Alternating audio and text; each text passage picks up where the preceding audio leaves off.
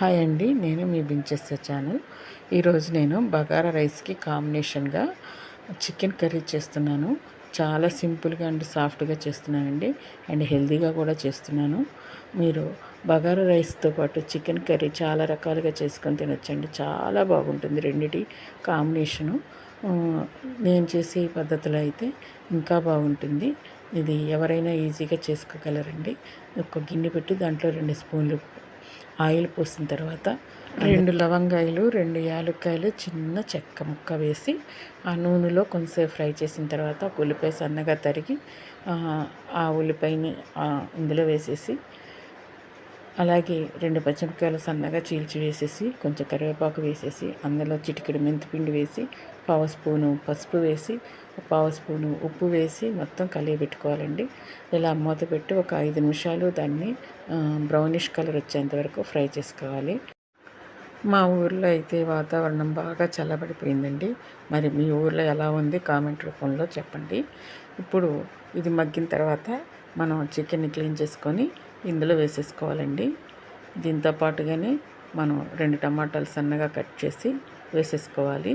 ఆ టమాటా చికెన్ మగ్గడం కోసం ఇందాక కొద్దిగా సాల్ట్ వేసాం కదండి, అలాగే మన బగారా రైస్లో కూడా సాల్ట్ ఉంటుంది కాబట్టి చూసి సుమారుగా మీకు ఎంత సాల్ట్ కావాలో అంత సాల్ట్ వేసుకొని బాగా కలిగి పెట్టేసి మరొక 5 నిమిషాలు మూత పెట్టి మగ్గించుకోవాలండి. ఆ టమాటా పూర్తిగా కూరలో కరిగేంత వరకు మగ్గించుకోవాలి.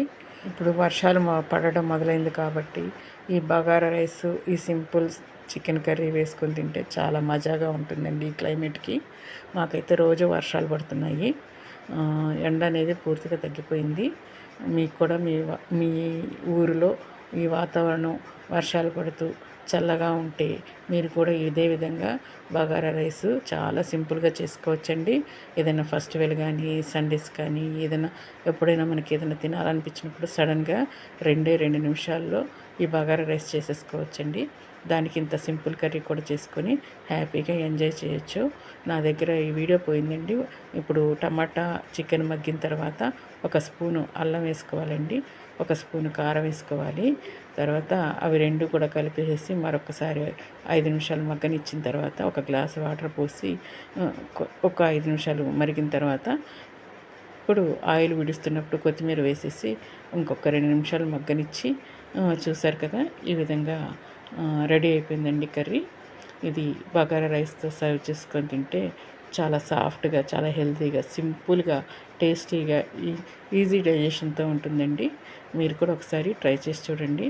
మీ ఏరియాలో వాతావరణం చల్లబడితే ఒక్కసారి కామెంట్ రూపంలో కామెంట్ చేసి చెప్పండి. చూసారా, కర్రీ చాలా కలర్ఫుల్గా, సింపుల్గా అయిపోయింది. నేను ఇందులో ఎటువంటి గరం మసాలాలు కానీ, ఎటువంటి పేస్ట్లు కానీ వాడలేదండి.